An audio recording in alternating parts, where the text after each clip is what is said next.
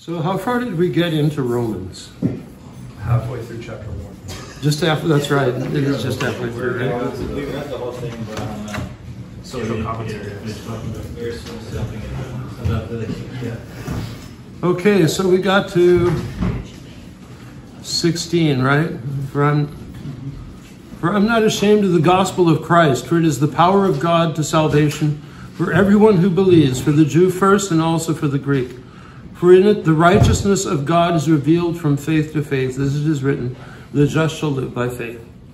So one of the things I think it's important in this, is to remember that the context of this is the argument between the Judaizers and those who are evangelizing the Gentiles. The Judaizers insisted that all who converted had to become Jews. In other words, they had to be circumcised before they could be Christians, and to take on the whole law of Moses. And St. Paul's assertion is that they did not have to do that. That faith in Christ supersedes the law of Moses, and eventually you'll get to, it is the very content of the new covenant, because that faith is the living experience of God, and that by entering into the covenant according to faith, one actually becomes a son of Abraham, because the covenant was given to Abraham because he believed and because he had faith that God would do what he did, or do what he promised, that God was not going to not fulfill his promise. So this context, or this controversy, raged in the early church, and that's the subject of the book of Acts, it's the book of Galatians, it's the book of Romans, and then you have this in the first council in Acts chapter 15, where they decided basically that Paul was right, and that Christians did not have to be circumcised, and that the gospel could be proclaimed to the Gentiles without the Gentiles having to become Jews. So circumcision, incidentally, is not. It was assumed to be the mark of the covenant with Moses, but in reality, circumcision is not of Moses. It goes back to Abraham. That Abraham was circumcised as a sign of his faith, rather than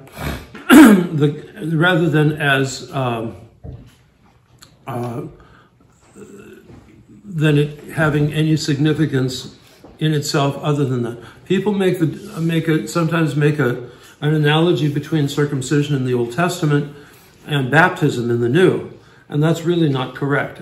On one hand, it does signify incorporation into a covenant. On the other hand, circumcision really is not a sacramental act. It's a sign. It's a sign in the flesh. So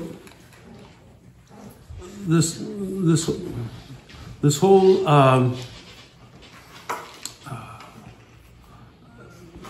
so the context of faith versus works of the law is about faith, living according to the faith versus having to observe the law of Moses.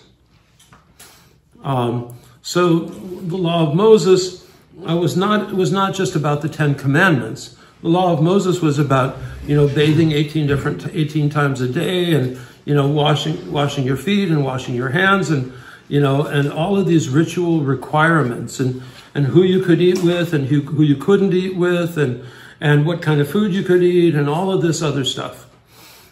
Just look in the book of Acts, okay? Remember in the book of Acts how Peter had this vision in which he saw God as essentially letting down this whole I don't know what you'd call it. Cornucopia? Yeah, a cornucopia, like unfolding a curtain which had all these different kinds of animals, and he said to Peter, "Kill and eat." And Peter said, "I've never eaten anything that's unclean," which is according to the law of Moses, right? And so, and God said to him, "That which I have declared to be clean is clean." And so there's in the book of Acts, you have an allegorical interpretation of that, in which that's a symbol of the cleansing of the Gentiles. That not that they were going to eat the Gentiles, but that wouldn't be kosher. But that they were going to, but that they could eat with the Gentiles. Because according to the law of Moses, a Jew is forbidden even to eat with a non-Jew. You couldn't share a table with them. You couldn't invite them over to dinner. You couldn't go out to lunch. Because eating together was an act that implied a unity of life, a unity of vision, and a common commitment to the covenant. So, and this is a really big deal. And remember, another place Paul talks about challenging Peter to his face. Remember that? When Peter, and Paul calls him out, played the hypocrite, because as long as the Judaizers, in other words, the people from James, from Jerusalem, were not around, he would freely eat with the Gentiles and not observe the law of Moses. But when the people from Jerusalem came from James, he would become this strict Jew and wouldn't eat with the Gentiles. Now, what is the central act of Christian fellowship? The Eucharist, where everyone eats together. Men, women, people from every race, creed, color, ethnicity, language, and because what's important is faith in Jesus Christ. It's not being under the law of Moses. With the Jews, well, maybe there's a little bit of difference in color, but on the whole, they were a little bit more homogeneous, a lot more homogeneous than the Christians. And so part of what this argument is about opening the gospel and opening the gates of salvation to non-Jews. I think it's also important to remember that there's a distinction between Jews and Hebrews. Hebrews are the people. It's the ethnicity. People who spoke Hebrew. Who were, they were the Palestinian people who were the descendants of Abraham, Isaac, Jacob, and so forth. And who, and for the most part, identified with the temple in Jerusalem and with the Hebrew religion, which would have been the Temple of Solomon. But later on, there was the exile, and all of the elite were carried off into Babylon, and then they came back, and with money from the Babylonian king to build a new temple. It's not like the Babylonian king really wanted to build up Jerusalem and the Jews as a great nation. but he wanted the vassal state, right? Basically. And so while the temple was restored, kingship was not restored. And so the kingship that had been characteristic of pre-exilic First Temple religion was gone. But remember, it was the exiles who were carried off. They weren't the simple people. They were the wealthy. They were the priests, the educated, and so forth. And and the Babylonians wouldn't have bothered to carry off the shepherds and the farmers and the vineyard keepers and all of that kind of stuff. So the Hebrew people remained in Israel. Of course, they're now called Palestinians. But the Jews, it was a religion. It was the religion of the political class. And so hello. And so that distinction remains important as we look at the book of Romans, because most of the people that Paul is addressing in the book of Romans were Hebrews. Some of them were Jews, but most of them were Hebrews. And then there were the Gentile converts. So the whole ethnic thing has been with the church since the very beginning. The Orthodox Church is the ultimate kind of ethnic specialist in the ethnic question. Yeah. You mentioned James. This is James, the Lord's brother, the first bishop, and he was part of the Jewish party, so to speak. Yeah, according to the scholars, it was the Judaizing party was probably James and John. Oh, John. Yeah. John. Yeah. But he's the one who's most.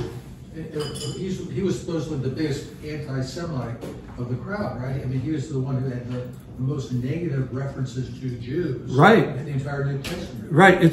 But it's to the Jews, not to the Hebrews. Okay, so he was all for keeping the law of Moses and all that stuff, right? But he was basically castigating the scribes and the scribes and the rabbis. Yeah, the Jews were the scribes, the Pharisees, the rabbis, the synagogue and the temple, both of which were corrupt, and both of which were collaborators with the Romans. But he was all for keeping the law and the prophets as they believed it was authentically handed down, right? And imposing that on the Gentiles as well. Well, at one point, I think he got beyond that eventually. Well, and the council obviously did. Right, exactly. But at the it's really interesting. John puts all of that anti-Semitic language, which is ridiculous to say because they were all Hebrews, they were all Semites. They're the anti-Jewish language, because it was the leaders of the religion and not the Hebrew people. Mm-hmm. So there's nothing anti-Semitic about the Gospel of John or Jesus or the apostles. It was the rhetoric against the religious leaders. It was a religious reference, not an ethnic. It's a religious reference, exactly. Is this John the Beloved? Uh-huh. Really? Wow. So John the Beloved and the brother. And James. Yeah. Yeah, Peter, James, and John. The three main leaders. James the brother of John, or James the brother of God? Well, it's kind of both. Well, they're two different Jameses. But it's obscure in the gospel. Mm-hmm. Certainly John. Certainly.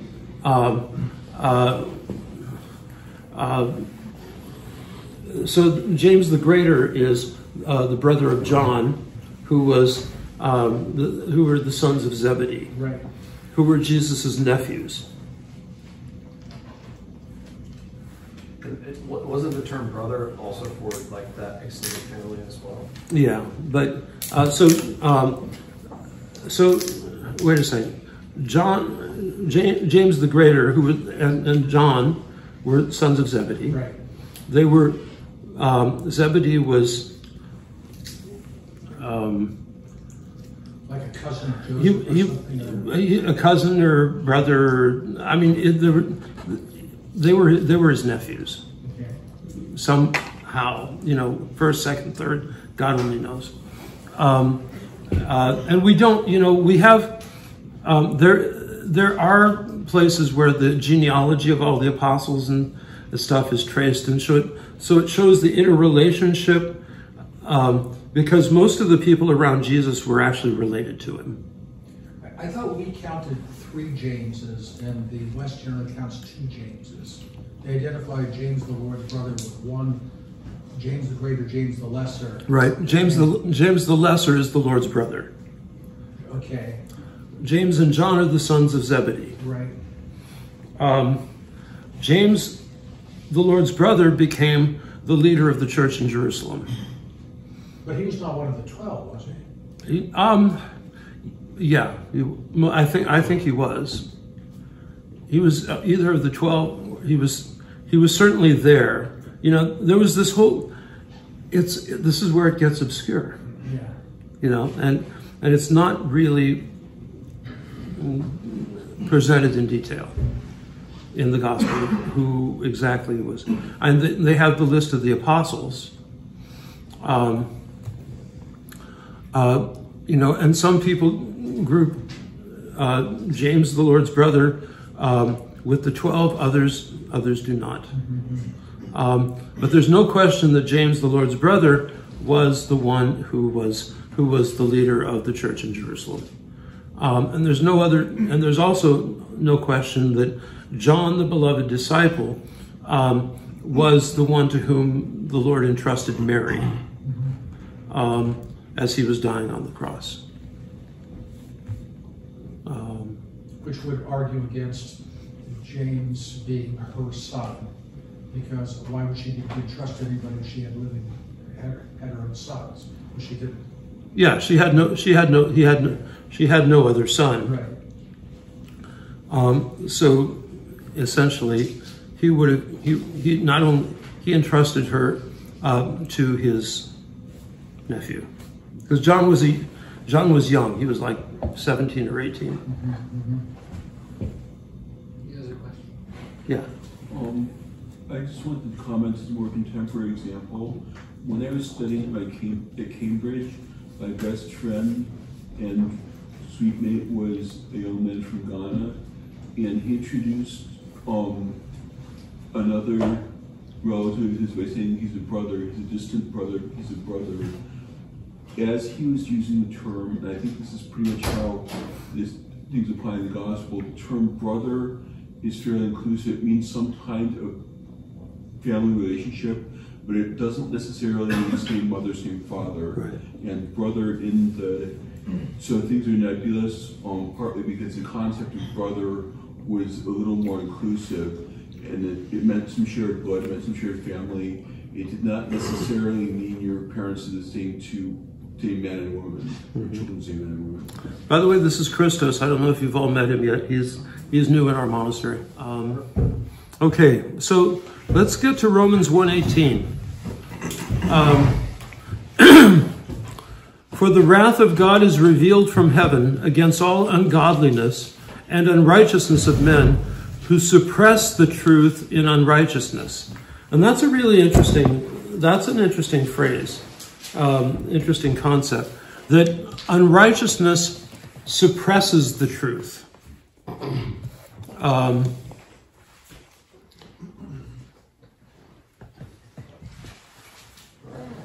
Because what may be known of God is manifest in them, for God has shown it to them. In other words, God is revealed in the creation. For since the creation of the world, his invisible attributes are clearly seen, being understood by the things that are made, even his eternal power and Godhead, so that they are without excuse. Because although they knew God, they did not glorify him as God, nor were thankful, but became futile in their thoughts, and their foolish hearts were darkened. So, refusing to give glory to God and to be thankful creates darkening of the hearts. Professing to be wise, they became fools, and changed the glory of the incorruptible God into an image made like corruptible man, and birds and four-footed animals and creeping things. In other words, they adopted idols. Therefore, God gave them up to uncleanness in the lusts of their hearts, to dishonor their bodies among themselves, who exchanged the truth of God for the lie, and worshiped and served the creature rather than the Creator, who is blessed forever. So, idolatry leads to impurity, to uncleanness. That God gave them up to uncleanness because they refused to worship him, and instead they chose to worship the idols. And in the lust of their hearts, to dishonor their bodies among themselves, which is the definition of uncleanness, to exchange the truth of God for the lie. In other words, instead of worshiping God, they worshiped the idols. And worship and serve the creature rather than the Creator, not just God's creatures, but their own creatures, their own creations, rather than the Creator. For this reason, God gave them up to vile passions. For even their women exchanged the natural use for what is against nature. Likewise also the men, leaving the natural use of the woman, burned in their lust for one another, men with men committing what is shameful, receiving in themselves the penalty of their error, which was due. Now, this is not politically correct, but this is the scriptures. When he says receiving in themselves, is he referring to like a natural consequence like illness, or is he referring to a punishment being meted out, like for example by the authorities of the law? I think it's both. The natural consequence is the punishment. Let's take a look at Chrysostom, or what the fathers have to say on this. This is clear proof of the ultimate degree of corruption when both sexes are abandoned. Both he who was called to be the leader of the woman and she who was told to become a helper to the man now behave as enemies to one another. Notice how deliberately Paul measures his words, for he does not say that they were enamored of one another, but that they were consumed by lust for one another. You see that the whole of desire comes from an excess which cannot contain within itself within its proper limits. For everything which transgresses God's appointed laws lusts after monstrous things which are not normal. The normal desire for sexual intercourse united the sexes to one another, but by taking this away and turning it into something else, the devil divided the sexes from each other and forced what was one to become two in opposition to the law of God. The devil was bent on destroying the human race, not only by preventing them from copulating lawfully, but by stirring them up to go to war and subversion against each other. Paul goes straight to the source of sexual evil, ungodliness, which comes from twisted teaching, and lawlessness, which is its reward. For since it seemed that the ungodly would not believe him if he spoke of hell and punishment, but they might even scorn him, Paul simply states that the punishment came from the lust itself. But if they still fail to perceive it, do not be surprised. Even as they did not like to retain God in their knowledge, God gave them over to a debased mind to do those things which are not fitting. Chrysostom. Here too, Paul shows that the heathen were responsible for their own sins, and he deprives them of all excuse, for he says that their evil deeds did not come from ignorance, but from willful practice. This is why he did not say, because they did not know God, but rather they did not see fit to acknowledge God. In other words, their sin was one of a perverted determination of obstinacy more than of a sudden ravishment, and it was not in the flesh, as some heretics say, but in the mind, to whose wicked lust the sins belonged, and from which the fount of evils flowed. For if the mind becomes undiscerning, everything else is dragged off course and overturned.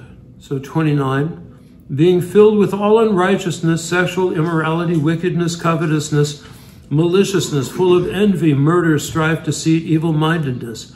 They are whisperers, backbiters, haters of God, violent, proud, boasters, inventors of evil things, disobedient to parents, undiscerning, untrustworthy, unloving, unforgiving, unmerciful,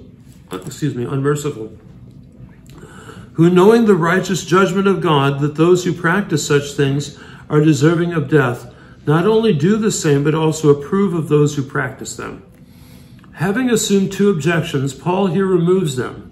For what reason does anyone have to say that he does not know what he should do? Even if he does not know, he is still to blame because he has turned away from the God who teaches him. But Paul has shown by many arguments that he does not know and transgresses willingly. But is such a person drawn by passion?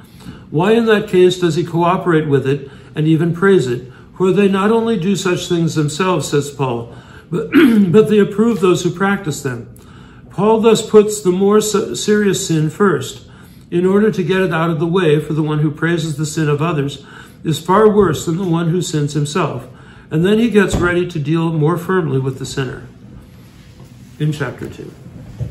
Is he saying that performing the sin is worse or advocating and approving it is worse? This apparently is that he's advocating for the sin is worse. It's probably true. Yeah. So one interpretation is marching in a gay pride parade is worse than being gay? Yeah. It's pretty condemning to some contemporary sources. Well, yes, most of the New Testament is pretty condemning to our culture. Well, also because it is mental. The descending order, when he talks about they turn the glory of God into images of man and of birds, those are descending order figures. Right. So the mental perspective of them dealing with God through this dissension became the overall arching problem. And then through that, the actions were actually done. And it says at the very beginning, because they were also not thankful. Yes. Yeah, and so I think one of the things that we can say is that that man was created for thanksgiving. That's the whole reason for our being, to be grateful to God, to be thankful to God for the creation, and to acknowledge God and to be grateful to Him. And when we refuse to do that, it may, on one hand, you can, as it says, God gives us up to our passions, but in a sense, that's what naturally happens when we abandon God. We become consumed by our passions, and it leads to greater and greater and greater perversion, greater perversion of what we were, who we are, and what we were created for. The expression "glory to God for all things" that came out of the gulags, right? Is that came out of St. John Chrysostom. Oh, okay. Those were his dying words. Wow. Who, having been exiled and tortured, died in exile on the far shore of the Black Sea. Yeah. Glory to God for all things. There's such a tight weaving between the story of the fall, with even this verse, and then what Chrysostom says, which is a challenge to, even in the worst situations, to stay thankful to God. Yeah. So I think it's pretty clear that, what can we say from this? That is that if we order our life aright focused on thanksgiving and praise of God and acknowledgement of not only acknowledgement of God, but the worship of God, then everything orders itself. And when we worship something of a lesser, much less, of a lesser order of being, then everything else becomes disordered. And so he uses homosexual activity as the ultimate image of that disordering. So I'm gonna use this translation. So this translation, it sounds a little clunky, but it's super accurate. And so you'll see some of the verb forms are not like we speak, but it represents the verb forms that were as they would be literally translated from the Greek.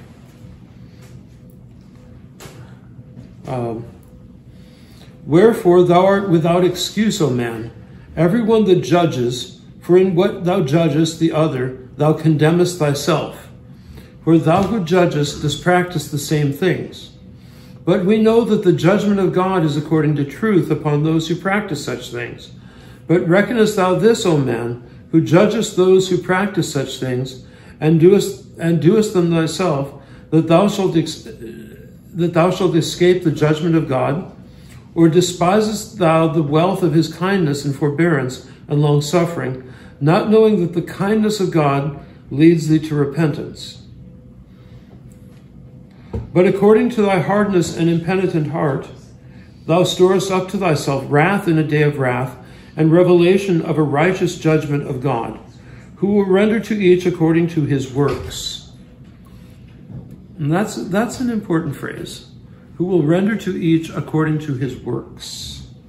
Remember that a little bit later on. To those on the one hand who with patience in good work seek glory and honor and incorruptibility, eternal life. But those who on the other hand who are factious and disobey the truth and suffer themselves to be persuaded to unrighteousness, anger and wrath, affliction and straits upon every soul of man that worketh out evil, both of the Jew first and also of the Greek. But glory and honor and peace to everyone who worketh good, both to the Jew first and also to the Greek. For there is no respect of persons with God. For as many as did sin without law also perish without law. And as many as did sin in the law shall be judged by the law. For not the hearers of the law are just before God, but the doers of the law shall be justified. For whenever the Gentiles who have not the law do by nature the things of the law, these who have not the law are a law to themselves, who show the work of the law written in their hearts, their conscience also bearing witness, and their thoughts one with another, excusing or also excusing, in the day when God shall judge the secrets of men through Jesus Christ according to my gospel. So let's look at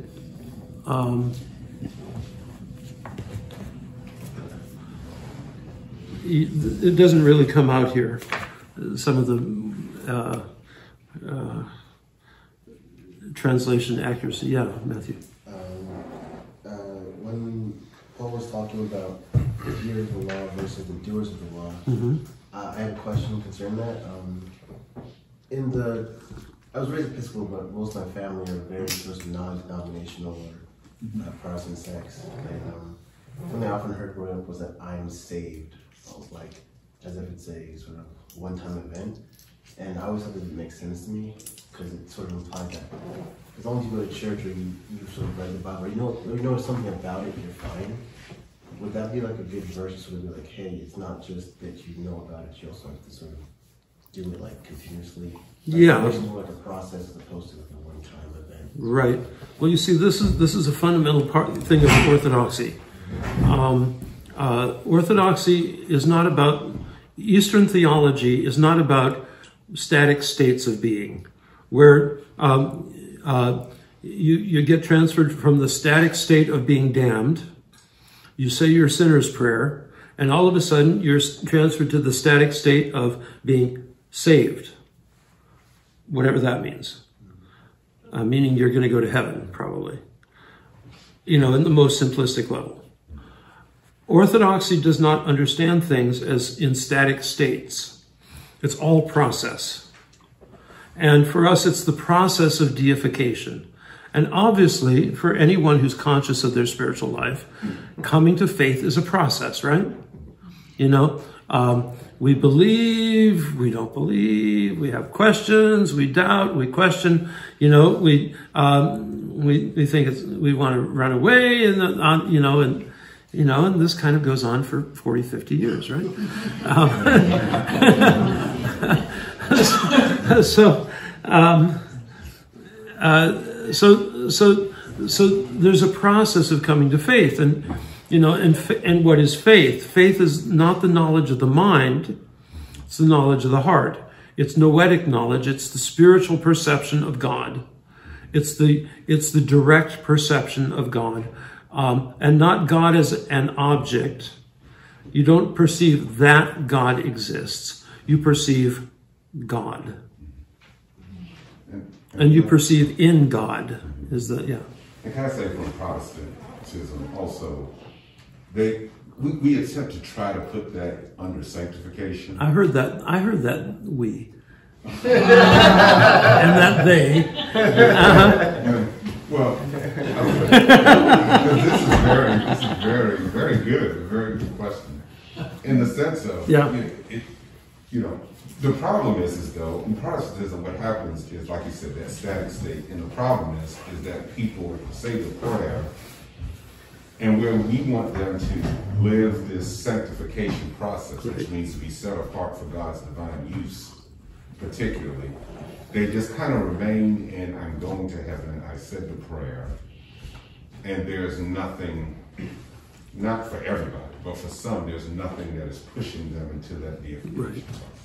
Right, and because in a sense it's not necessary, because salvation is understood as going to heaven after you're dead. Yes. Whereas in Orthodoxy, salvation is understood as participation here and now in the kingdom of God and the living experience and relationship with the Father in the Son by the Spirit, which begins now, and as we work out our salvation, we overcome the passions, we overcome ourselves, we overcome our ego, and so that the death of the body is only a passing stage on the endless road into God. On earth as it is in heaven.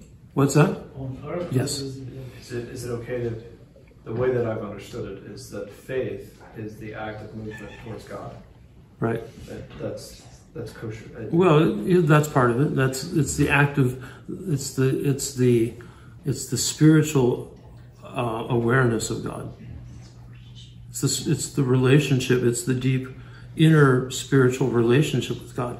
Because belief comes and goes, right? Yeah. We all struggle with belief sometimes. What happens if you get dementia? It doesn't make any sense. Right. But, okay, say take somebody with dementia, does that mean that they lose their salvation because they can't tell you about the Trinity and that God exists and all of these other things? But they know. Right. But they know. Right. You see, and this is why the Orthodox teaching of the nous is so important. And if I may say, the scriptural teaching of the nous is so important. Is that which the West basically forgot, is that that noetic aspect of the soul is unchangeable, that it can't be damaged. It's the image of God within the person. Now, we think Calvin is out to lunch. Actually, he's probably he's being fried, but anyway. But Calvin is wrong in asserting that the destruction of the image of God in the human person. You know, we definitively reject that. But rather that image of God, which is at the core of our soul, the core of our being, which is our noetic nature, our noetic spiritual aspect of our soul, no matter what happens to us, no matter how damaged we might become, no matter how demented we might become, no matter how disfigured, no matter what, that inner core of our soul is still beautiful and perfect and whole. And that's so important. Because people don't have that, very often don't have that idea, you know. And so what is our culture? It's consumed by self-hatred. How can you live in self-hatred if you know that at the core of your soul you have that you are the icon of God, and you're beautiful and perfect in yourself. Yeah. How can that be? I mean, how can the noose not be corruptible? Because it's the same nature as the angels.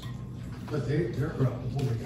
Some of them got corrupted. They fell once, but no, the noose is by definition incorruptible, unchangeable. I was going to say their nature is obviously we multiply. Uh-huh. Well, Protestant believes that the sin also was passed on. Mm-hmm. You know, because of one man's sin, Adam, you know, sin. But the angels, on the other hand, they were made separate. They weren't made as the procreative process. Yeah, they don't reproduce. Yes, which means that part of them could fall, but the other part remained as perfect as they were from the beginning. Although if you read the book of Enoch, there were some angels that reproduced. You mean the giants? They created the giants. Yeah. And that's the reason why women are supposed to wear headscarves, is because the angels became attracted by the beauty of women's hair, and came down and mated with human women and begat the Nephilim. I've heard though that the procreation process was much like it. There's still some cultures today in which you don't actually sexually have sexual activity with a supernatural being, but with the manifestation, much like an idol of an individual, like a temple prostitute would take on a goddess. You become possessed of whatever spirit. Possessed of, and it would be the two Yeah. humans interacting and then producing. That is because of hair, mostly. What? The hair. Yeah, mostly. Yeah. In Enoch, in that culture, it was women's hair that was seen to be the most erotic part of them. So, anyway, Middle Eastern culture, 4,000 years ago. I don't know. But that's what St. Paul's referring to, though, when he says Uh-huh. women should cover their hair on account of the angels. So Right. he personally, but in his time, this was a concern that women would be a distraction to the angels. It's a reference to the Book of Enoch. Yeah. Yeah. St. Paul references the Book of Enoch, and so does the rest of the New Testament. Did they consider it scripture? Yes. But we don't. No. Except in the Ethiopian church, they do. Is there simply not being aware and being aware, or are there different levels of being aware? Yep. Can you elaborate on that? Well, there's different types of awareness, different levels of awareness. One of the aspects of the nous is that it is consciousness, but it's spiritual consciousness. It's not. There's a rational consciousness and an animal consciousness, as it were, because in a sense we're composite beings of an animal nature and an angelic nature. And so which is why man is understood to be higher than the angels, because we're composite, combining the two together. And so our rational mind has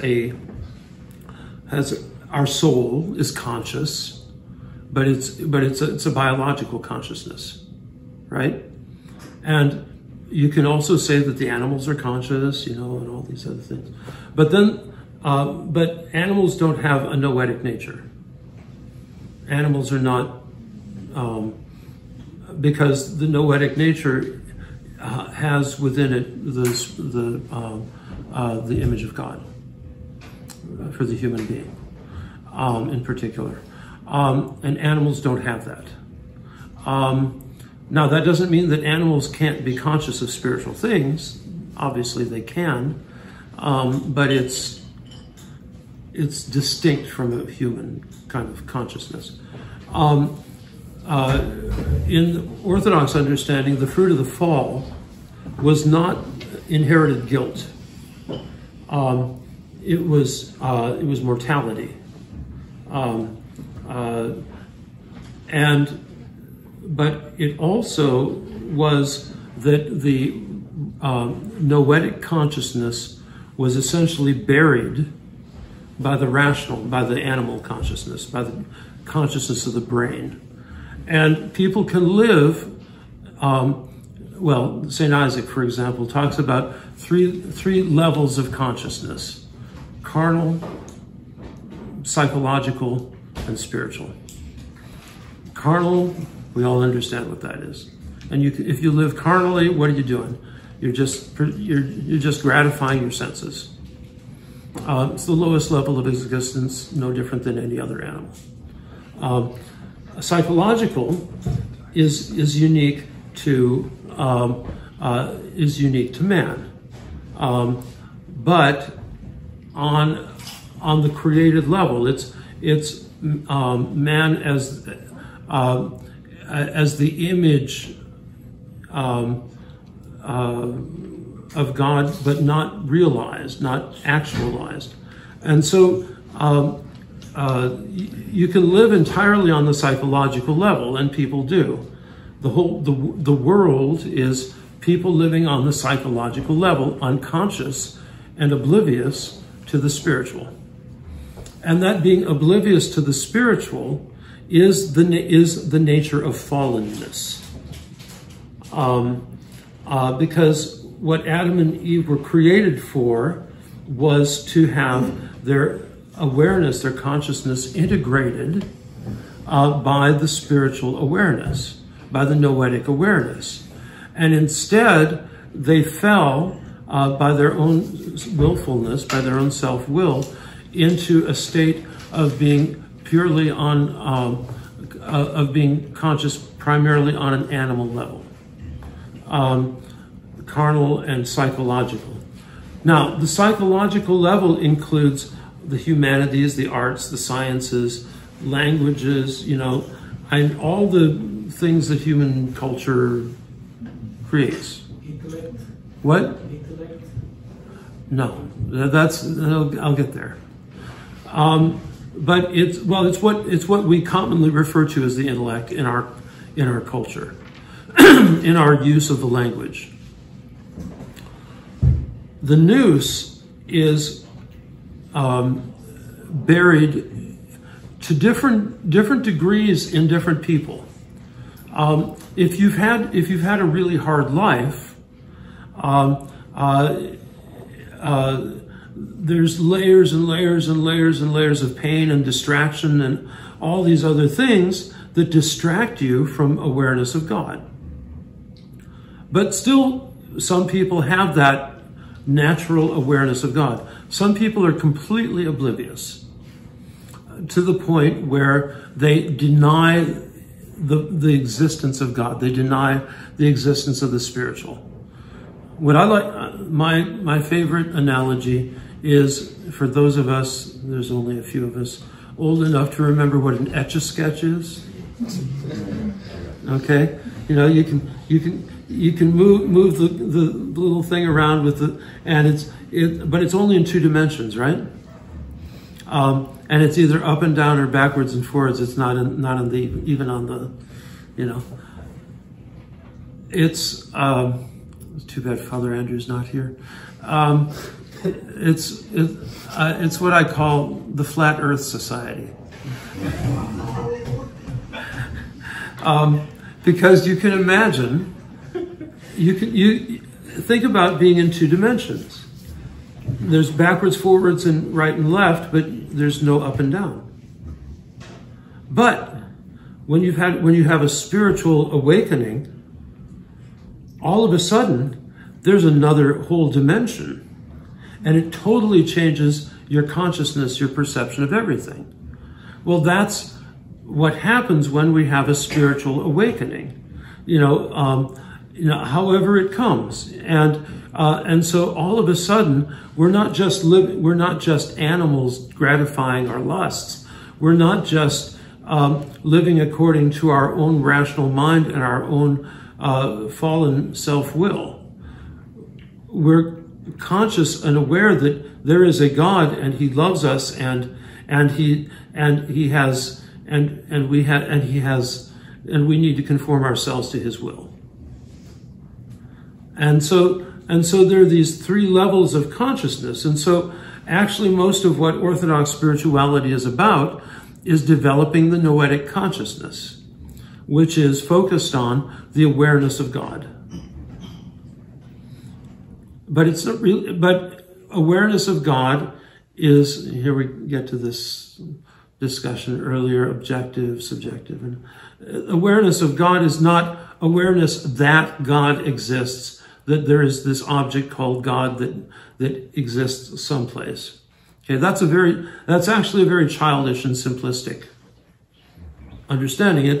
But the rational mind works entirely in these dualistic categories, these binary categories. The noetic awareness is not dualist. It's non-dual. In other words, it transcends the distinction between the one and the many. Would you say holistic?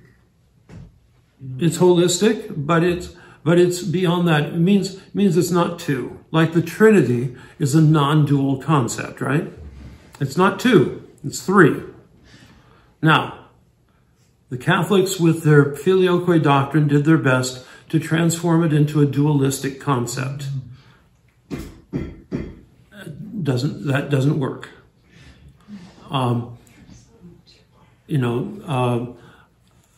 Protestantism is radically rationalistic because it's a form of scholasticism, and it operates, all its theology operates on dualistic categories, right?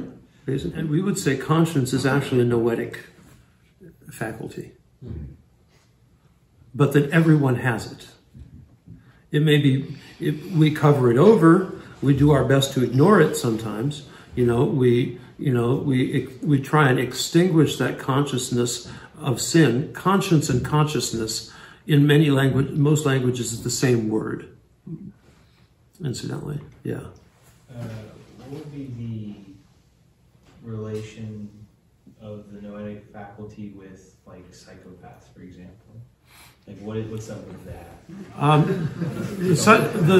Those personality disorders like that are developmental disorders that happen from early infancy as a result of usually of abuse and neglect. So at the heart of the person, in their spiritual heart, their noetic, they preserve the image of God undistorted, but their mind is severely distorted because of the abuse and neglect that it took to bring about this personality disorder. Would there be a way through, like, the Jesus prayer to be able to I guess, peel back those layers and get back to that pure noetic faculty, or is it just like it's a more physical thing? It's just, You know, I don't know if that I don't know neurobiology. yeah. Or neuropsychology. That would be really interesting. Personality disorders are a little more extreme than most. Personality disorders are really extreme, and next to impossible to heal. But can a person overcome them? I would say possibly. But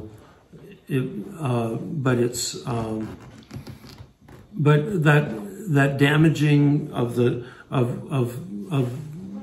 psyche on a pre-verbal, preconceptual stage, which is what it is. I think psychopath is like, what is it? That's like 2 to 3 months in the total neglect of a child, something like that. I forget there's a whole spectrum of psychopath, sociopath, borderline personality disorder, I think is like 18 months to 2 years. Then there's other kinds of, but the personality disorders are that early.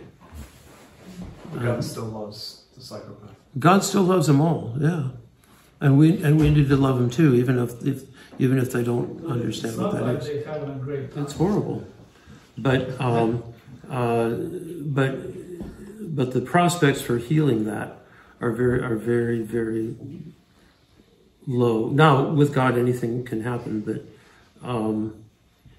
from modern psychology, it's pretty unusual. Jim, you were first. If the noose isn't corrupt or corruptible, what is corrupt in man? In other words, when the fall occurred, what in Adam and Eve was corrupted, if not their noose? The heart. No, well, it was the heart needs the noose, doesn't it? it was essentially the rational mind. I have a related. Rational mind, yeah. Did the serpent appeal to their psychological mind, to their intellect? Yeah. Yeah. To tell them God is only tricking you because He doesn't, and gave them this rational, made up explanation why. Exactly. He was the first scholastic. Yeah. He was the first deceiver, anyway. Professor Serpent. Yeah. I really liked how in your analogy of flatland, you said this is the third dimension, because that goes right back to what Paul was saying, that all that they knew him, so that they had the other dimension, they denied him and went back down to that kind of carnal second dimensional level. Yeah, could you imagine going from a 3-dimensional world down to a 2-dimensional? This really is important. It really does, and it does tie in, with all of this. So, yeah. What about forgiving those who have a personality disorder? Well, do they have a choice? I mean, can they help themselves? Can you always tell if they have a choice or not? Even if they are, what if they seem joy when they're doing something, or even smaller interactions, it looks like they have a choice. Like, I get what you're saying of, do they have a choice, but... They don't have a choice about having the personality disorder. They're stuck with that because that's what happened, because they were abused as infants. But do they have a choice in their actions? Absolutely. Now, how do you forgive somebody like that? It's more like pity. It's more like to have compassion and pity them, because it makes life hell for them. And so it means they're living their whole lives in hell. You can have compassion there, and that way you can have compassion. Of course, they may make your life hell, but if you can rise above that and have compassion on them,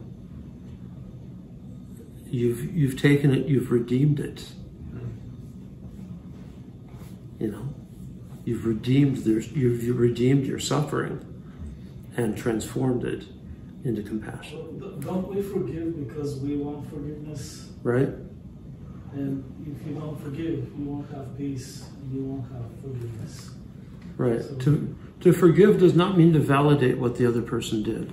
To forgive means to be willing to overlook that and see that there's a person there who's suffering just like you are. Yeah. What's the difference between compassion and empathy? Are they the same kind of same thing or different? That's a good question. I think compassion is a choice. It's a voluntary act, whereas empathy would be a kind of a natural, emotional, spiritual awareness. it sounds like Latin for cause suffering. It is. Isn't it? It's the same word. It's like compadre, you know. It's actually empathy is the Greek word Okay. for compassion, and it's the same. It's just the same word, two different languages. But the concept of pity is, it depends on, you can talk about God having pity on us. No, God is infinitely beyond us, infinitely above us. So pity is always God's mercy, his pity is always a condescension to us. And I suppose in terms of class or something, you would condescend to those, the rulers would condescend to the subjects and have pity on the subjects. But I don't think when we say Lord have mercy, it may be in that sense of it's God's condescension towards us in giving us, in pouring forth his compassionate love. Yeah. How can one practice having compassion? What is a good way in which one could have a tool or a way of working on it? Well, I think it's about never judging anyone, never looking down on anyone, praying for other people, loving them, loving unconditionally, loving the other even when they are doing hateful things to you.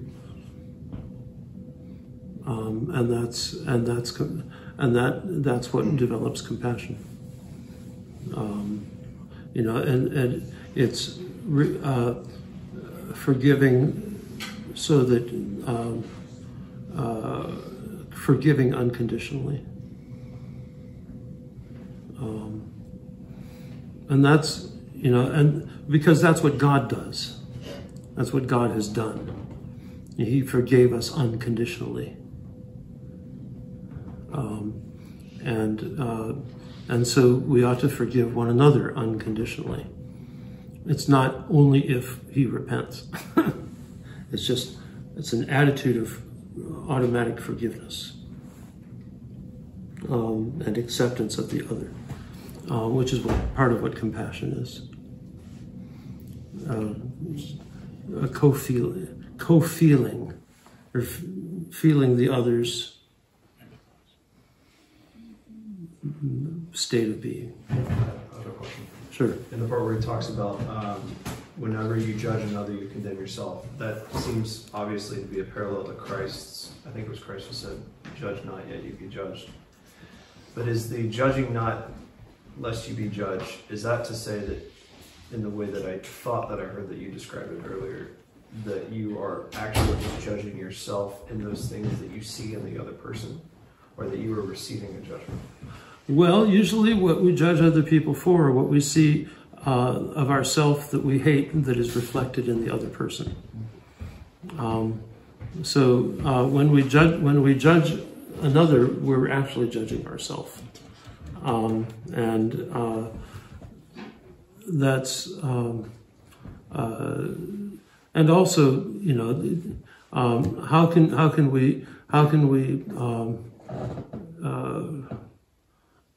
if we're aware of our own, and this is the Fathers talk about constantly, if we're aware of our own sins, we can't judge anyone else.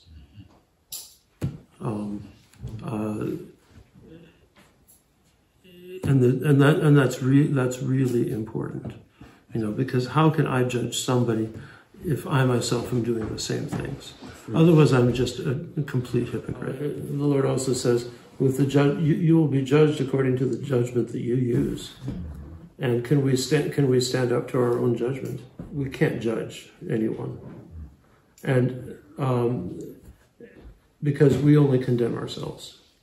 And the more we judge others, the more we alienate ourselves from God's forgiveness. Not that God doesn't forgive us, but that we can't receive it. Because how can we, especially in that ultimate sense? I mean, for example, we would say that it's the ultimate folly to say I am saved.